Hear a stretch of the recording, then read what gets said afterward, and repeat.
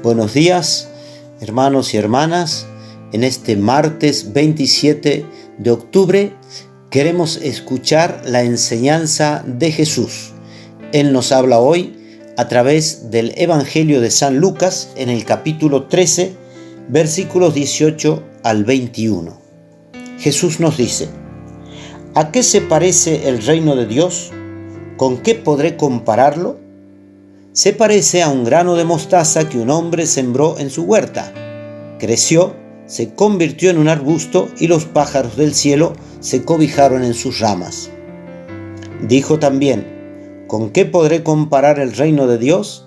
Se parece a un poco de levadura que una mujer mezcló con gran cantidad de harina, hasta que fermentó toda la masa. Palabra del Señor. Gloria a ti, Señor Jesús. Jesús se crió en el campo, en Nazaret. Conocía todas las actividades, la de su padre, que era un carpintero con múltiples actividades, o también la de sus parientes, que trabajarían la huerta, el campo, los trigales, o la de su madre, que sabría preparar ricos panes y bollos para la familia junto con sus parientes. Acá Jesús pone de modelo al horticultor, un varón, un hombre que cultivaba en su huerta plantando la semilla de mostaza, que según dicen no tiene más de 1 milímetro de tamaño en el ancho. O la mujer que pone la masa leuda para levantar todo el pan que va a venir y que se va a servir. Jesús usa entonces, con esas actividades tan comunes y tan vitales a la vez, la comparación para revelarnos el secreto del reino de Dios, que comienza en lo pequeño, comienza en lo humilde, muy en contraste con aquellos que eran los antagonistas de Jesús y que, detentando, digamos así, el poder de la religión o del gobierno, ¿no es cierto?, daban importancia incluso a las cosas de la religión que tuvieran grandes manifestaciones y montajes en realidad apabullantes del pueblo. En el Evangelio de ayer, Jesús sana a una mujer en sábado y deja a todos los fariseos con la boca callada, pero todo el pueblo adhiere a la misericordia y a la alegría que trae su salvación, la liberación de las personas que están encorvadas por distintas circunstancias de la vida. Nosotros vamos a escuchar en el Evangelio de mañana que Jesús iba enseñando todas estas cosas por las ciudades y los pueblos mientras se dirigía a Jerusalén, que era el objetivo de su viaje final para poder ascender a los cielos. El grano de mostaza, siendo pequeño, se eleva hasta convertirse en un arbusto que, según algunos dicen allí, esta brásica nigra, que es la mostaza que crece en Palestina hasta tener más de 3 metros de alto, simboliza la iglesia, la estructura, por decir así, de aquella predicación y de aquella acción de Jesús, que ha venido a sembrar el reino de Dios en la historia. Él mismo es el reino de Dios. Dice el Concilio Vaticano II en la Lumen Gentium, que es la Constitución sobre la Iglesia, en el número 5, habla de la Iglesia y el reino, y es bueno recordar el concilio en esta enseñanza. El misterio de la Santa Iglesia, dice, se manifiesta en su fundación, pues nuestro Señor Jesús dio comienzo a su Iglesia predicando la buena nueva, es decir, el reino de Dios, prometido muchos siglos antes en las Escrituras. Y dice, citando a Mateo 1:15, el tiempo se ha cumplido, se acerca el reino de Dios. Ahora bien, dice el concilio, este reino comienza a manifestarse como una luz delante de los hombres por la palabra, por las obras y por la presencia de Cristo mismo. Y dice, los milagros prueban que el reino de Jesús ya vino sobre la tierra. Si expulso los demonios por el dedo de Dios, sin duda que el reino de Dios ha llegado a ustedes. Y después explica que el reino de Dios está en la iglesia, que es signo y principio, germen y principio del reino.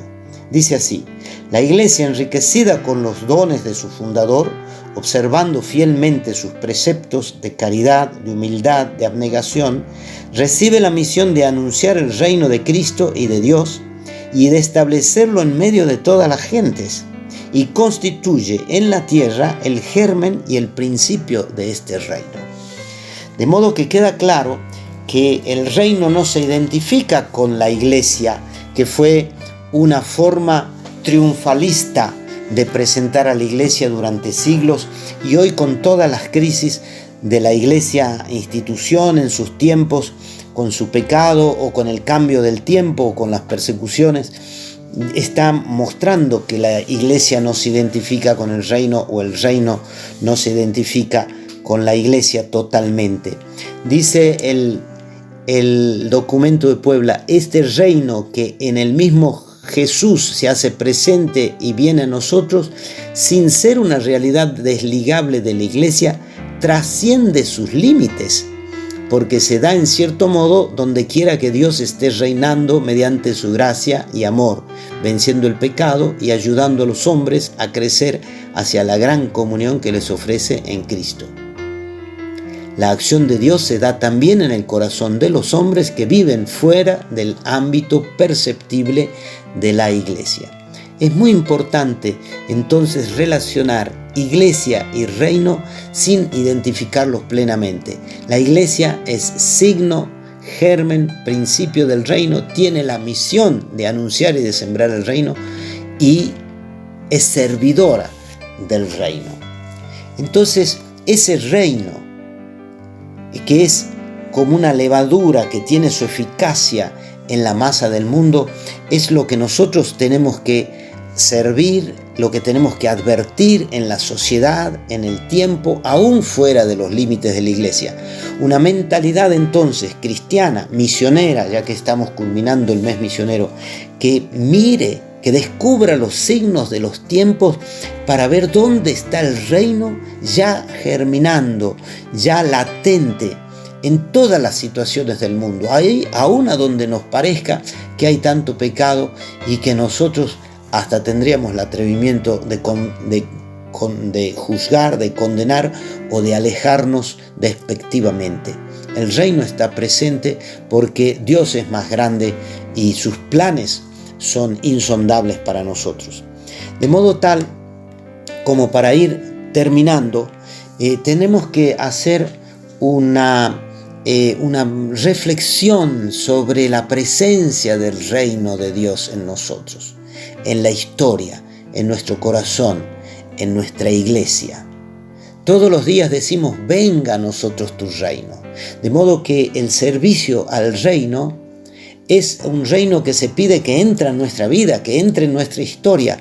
No podemos escapar de la historia por miedo al pecado o por temores de cualquier tipo. No, el Señor nos ha enseñado a decir que sirvamos a ese reino que Él ha traído dentro de la historia, y todos los días decimos: venga a nosotros tu reino.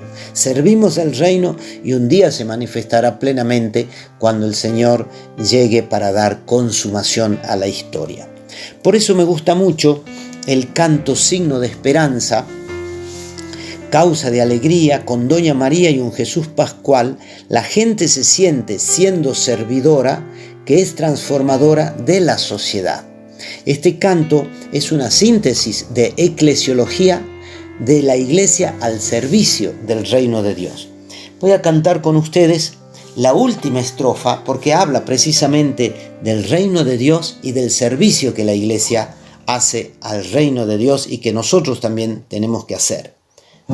Queremos ser una iglesia en estado de misión, que se abre, sale y propone al mundo el reino de Dios, que transforma desde adentro sociedad y corazón, y planta comunidades donde se da conversión, signo de esperanza, causa de alegría, con Doña María y un Jesús pascual. La gente se siente siendo servidora, que es transformadora de la sociedad.